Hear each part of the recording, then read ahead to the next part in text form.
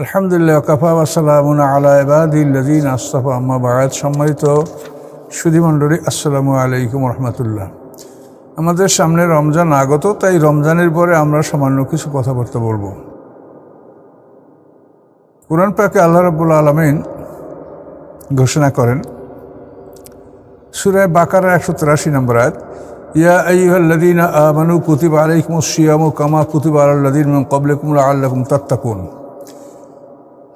হে ইমানদারগণ, তোমাদের উপরে রোজা ফরজ করা হয়েছে, যেভাবে রোজা ফরজ করা হয়েছিল তোমাদের পূর্ববর্তীদের উপরে, সম্ভবত তোমরা তাকওয়া অবলম্বন করবে।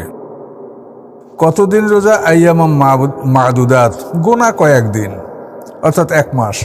ফামান কানা মিনকুম মারিদান আও আলা সাফারিন ফাইদ্দাতুম মিন আইয়ামিন উখর। তোমাদের মধ্যে হতে যদি কেউ অসুস্থ থাকে অথবা ভ্রমণে থাকে, তাহলে সে অন্য দিনে এই রোজাগুলি গণনা করে নেবে। অর্থাৎ রোগের কারণে, সফরের কারণে যে কয়টা রোজা ভঙ্গ হয়েছে ওই কয়টা রোজা অন্য দিনে পূরণ করে নেবে। ওয়ালাল্লাযিনা ইউতিকুনা ফিদিয়াতুন তা'আম মিসকিন, এবং যারা ক্ষমতা রাখে তারা যেন মিসকিনকে খাদ্য দান করে, এবং মিসকিনকে খাদ্য দান করলে তারা রোজা হতে অব্যাহতি পাবে। ফামান তাতাওয়া খায়রা, ইচ্ছাকৃতভাবে যারা ভালো কাজ করে তাদের জন্য সেটা উত্তম। ওয়ান তাসুমু খায়রুল লাকুম, এবং রোজা রাখা তোমাদের জন্য ভালো যদি তোমরা জানতে। আল্লাহ তাআলা শরীয়তের কোনো বিধানটা একই সঙ্গে চূড়ান্ত করেননি। রোজা বলেন, নামাজ বলেন, তো এভাবে একটা অবৈধ জিনিসকে হারাম ঘোষণার বিষয় হোক, এগুলি একই সঙ্গে চূড়ান্ত করা হয়নি, পর্যায়ক্রমে এটা চূড়ান্ত করা হয়েছে। কাজেই রোজার প্রাথমিকভাবে রোজার আয়াত যখন নাজিল হয়, এই রোজার আয়াত বদরের যুদ্ধের অনুমান 1 মাস পূর্বে এই আয়াত নাজিল হয়। হিজরতের 18 মাস পরে বদরের যুদ্ধ সংঘটিত হয়েছে। এই বদরের যুদ্ধের 1 মাস পূর্বে রমজানের আয়াত নাজিল হয়।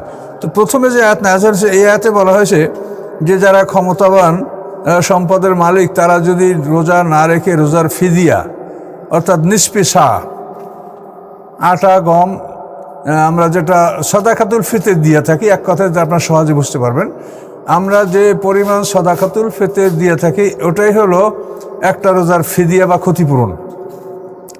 তো আল্লাহ প্রাথমিক পর্যায়ে বলেছেন যে যারা ক্ষতিপূরণ দিতে সক্ষম তারা ইচ্ছা করলে রোজা না রেখে ক্ষতিপূরণ দিতে পারবে।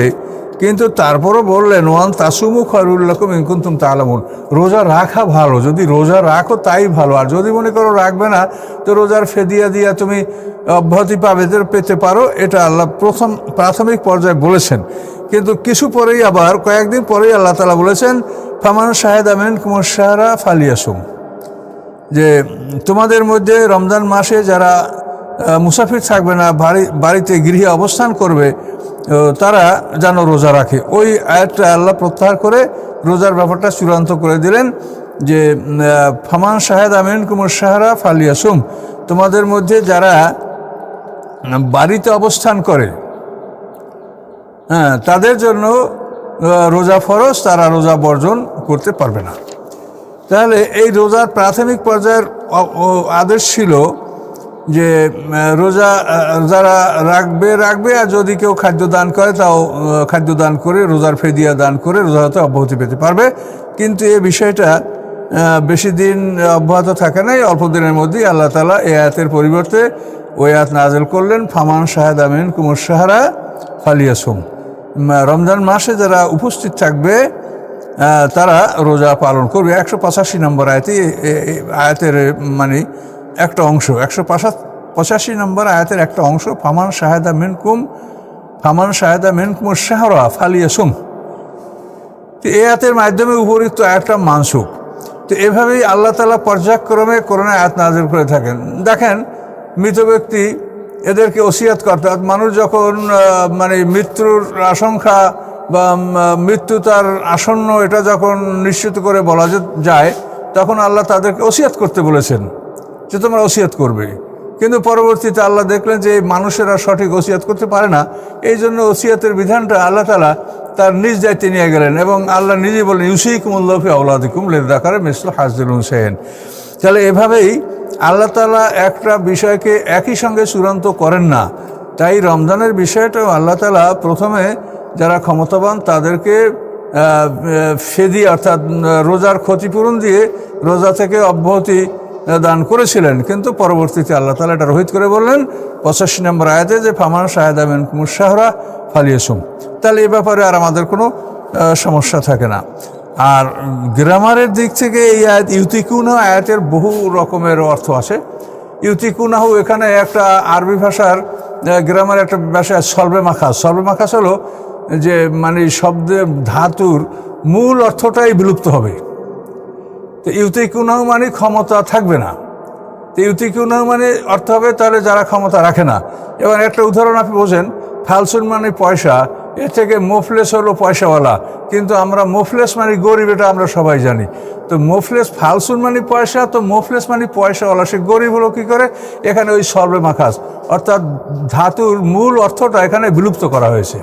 তো এইভাবে যদি গ্রামারের দিকে আমরা যাই তাহলে সেখানে কিন্তু ইউতিকুনু শব্দ দ্বারাই এটা বোঝা যায় যারা ক্ষমতা যাদের রহিত হয়েছে, অর্থাৎ যারা রোজা রাখার ক্ষমতা রাখে না, শাইখে ফানি, এমন বৃদ্ধ যে আর তার ভালো হওয়ার মতো আশা করা যায় না, এরকম বৃদ্ধরা এবং এমন রোগীরা যাদের রোগ থেকে আর তারা ভালো হয়ে রোজা রাখবেন এমন সম্ভাবনা নাই, তাদের জন্য এই ফেদিয়া।